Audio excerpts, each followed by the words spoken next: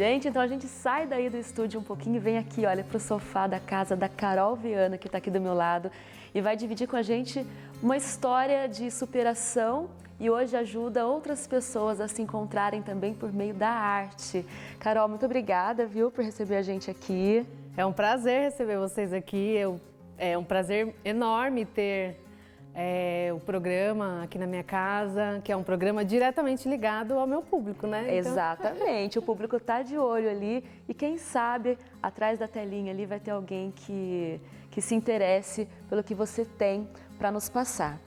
Você que, assim como grande parte da população, né, a Organização Mundial da Saúde diz que 90% da população mundial sofre com estresse, você passou assim um momento muito estressante da sua vida e aí foi onde começou a mudança e chega até nos dias atuais. Sim. Conta pra gente dessa loucura que era a sua vida, Carol. Pô, eu trabalhava em 2 empregos, aí eu tinha uma vida muito louca em trânsito, eu ficava 3 horas para ir, 3 horas para voltar de trânsito, porque eu moro um pouco distante, né, do centro de São Paulo, e isso começou a me deixar muito desestabilizada emocionalmente, né, e aí em uma conversa com meu marido, eu falei, nossa amor, eu fico muito tempo no trânsito e tal, ele falou assim, então fica em casa, né, tipo, depois você arruma uma outra atividade. E aí eu achei que aquilo ia ser a salvação da minha vida, né? Poxa, vou ficar em casa, né? Não vou fazer nada. Vou fazer o que eu quero, não vou ter rotina. Que ótimo! Só que isso não foi bom, né? Porque a gente tem uma rotina muito agitada e a gente vem pra calmaria.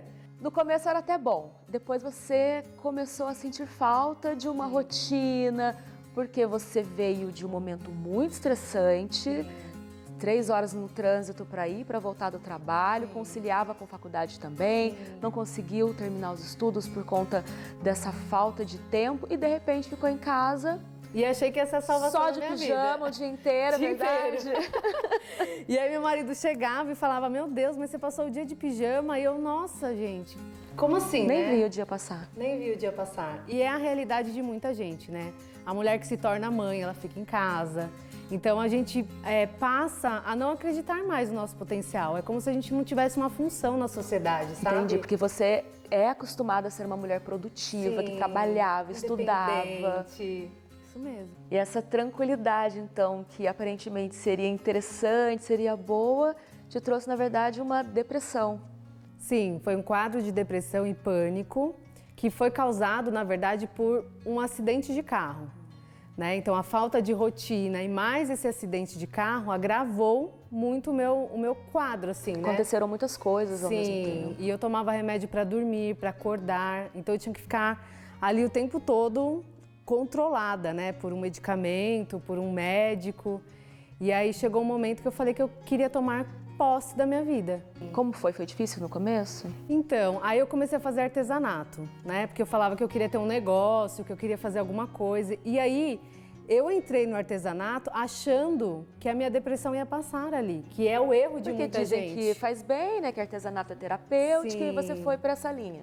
Sim, e aí eu fui. Fui de maneira errada, como a maioria das pessoas, sem um acompanhamento, então eu não fazia terapia. Eu não fazia nada. E aí a gente vai se afundando cada vez mais. E você já começou com a costura logo de cara? Eu fiz pintura em madeira por muito tempo. E aí depois eu fui pra costura. Né? Minha sogra costurava, minha mãe costurava desde que eu... Tipo, a máquina de costura sempre teve presente desde pequena, assim, minha avó também. E quando que a costura ali começou a dar certo, digamos assim? Depois de você ver que tinha começado do jeito errado, comprado muita coisa? Foi quando uma professora falou que não tinha prazer em dar aula pra mim.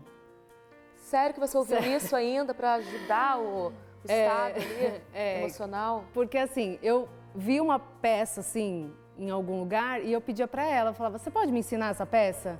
Né? Eu queria aprender esse tipo de bolsa. E ela não ensinava isso. E aí ela me falou, olha, eu não tenho prazer em ensinar pra você porque você não quer aprender o que eu tenho pra te ensinar. Você queria ir além, você queria outras coisas. Eu queria ir além. Aí eu peguei e fiquei muito chateada, né? Mas no não dela, eu busquei o meu sim. Legal. Aí eu falei, bom, então eu vou desenvolver o que eu quero aprender, porque não tinha ninguém que ensinava nessa época. Que bacana, Carol. Foi em 2010, por aí. E aí eu falei, então eu vou desenvolver o meu próprio método vou ensinar para alunas, não sei de que forma, porque eu não sabia costurar, eu não sabia nada. Né? Eu fiquei 2 meses fazendo o curso ali, mas eu mais desmanchava do que fazer alguma coisa. E aí eu fui criando meu método, abri meu primeiro ateliê. O ateliê tinha um anúncio no jornal onde eu ensinava pintura em madeira, pegava encomendas de enxovais, de bolsas, e na verdade eu não fazia nada, né, daquilo. Eu fazia só pintura em madeira bem, né? E aí até que veio uma aluna para fazer pintura em madeira, que era especialista em peças, em bolsas, do jeito que eu queria aprender. E ela veio ela ia se aposentar e ela veio com a intenção de aprender a pintura. Daí eu falei assim, Glória, faz o seguinte então, eu te ensino a pintura e você me ensina as bolsas. E a gente foi desenvolvendo isso. Que legal! E aí você foi vendo que dava certo. Dava certo. Aí começou a vir a primeira aluna, depois vinha a outra, e eu ficava numa sobreloja assim, e eu via aquela escada, que era uma sobreloja, eu tinha que subir uma escadinha assim, né? E aí tinha uma pessoa que me ajudava na época, e eu falava assim, Vilma, alguém ligou, alguém procurou a aula aqui, né? Porque as pessoas, elas querem abrir um negócio, Ju, e já querem que dê certo já no primeiro momento. Né? E eu acreditava tanto que aquilo ia dar certo, que eu falava assim, Vilma, alguém ligou? Não, ninguém. Ninguém veio aqui com anúncio de jornal? Não, ninguém. Aí eu falei, mas você vai ver, um dia vai ter fila nessa escada aqui. Aí todo dia eu subia na escada ali e falava assim, calma, gente, dá licença, calma, gente, eu vou atender todo mundo, mas não tinha ninguém você ali, começou a mentalizar já. E era muito bom, assim. Aí em 6 meses o espaço ficou pequeno, já tive que mudar para um outro lugar. E tudo ensinando o meu método. O meu método é o quê? Medir com 3 dedos. Eu falo, gente, 3 dedos meus têm 6 centímetros. Então, tipo, o meu método é super descomplicado, eu não uso moldes, né? Então a gente corta retângulo, arredonda canto com pires de xícara, né? E aí eu meço com 3 dedos e eu acho que isso foi cativando. E era isso que eu fui buscar no curso. Né? E não tive. E aí, graças a ela, né, que eu sou muito grata a essa oportunidade de receber um não dela, porque senão eu estaria lá até hoje. Então, às vezes, uma coisa ruim na nossa vida, a gente leva pelo lado ruim, mas se a gente for ver, sempre tem um lado positivo, né? E aí teve que abandonar o curso, né, na metade do caminho aí por conta dessa falta de tempo, mas você está quase se formando já, pezinho ali, psicóloga. Você foi artesã por muito tempo, mas hoje você é arteterapeuta e já está ali com um pezinho já psicóloga, está quase se formando, finalmente, hein? Sim, eu me considero artesã ainda, né? Porque isso aí é um amor que eu tenho. E me formei como arteterapeuta e em 3 meses eu estarei psicóloga. E aí eu disse finalmente porque em determinado momento da vida ela teve que desistir, mas ela foi lá e arrumou um tempo de conciliar a vida corrida e não desistiu também desse sonho de ser psicóloga. Sim, eu comecei em 2013 o curso, tive que parar porque ou eu dava sequência no meu negócio ou eu me formava. E aí eu fiz 2 semestres e retomei em 2019 e sempre com esse objetivo de ajudar as pessoas que chegaram no lugar que eu cheguei e não era nada agradável, né, que é o fundo do poço. Então, por isso que hoje eu trabalho bastante baseado na arte-terapia, no resgate, na ressignificação, para que elas se sintam melhor e vejam a costura, né, que no caso é a arte que eu faço, como um resgate da própria vida delas. E você encontra muitas pessoas que passam pelo que você passou no sentido de buscarem o artesanato como uma fuga da depressão e aí, como você citou aí, compram material demais e aí acabam ficando ainda mais tristes sem saber o que fazer com aquilo. Sim, a grande queixa, né, das meninas quando eu faço as sessões, né, porque eu faço no meu Instagram, é exatamente essa, tenho muito material e não sei o que fazer. E aí eu explico, né, que existe uma estratégia compensatória, que na falta de amor, de afeto, de amparo, de valor próprio, a gente busca um mecanismo de defesa que é a gente comprar para receber afeto e depois o que a gente compra, né, o produto da compra ali, daquele ato impulsivo, ele já não faz mais sentido.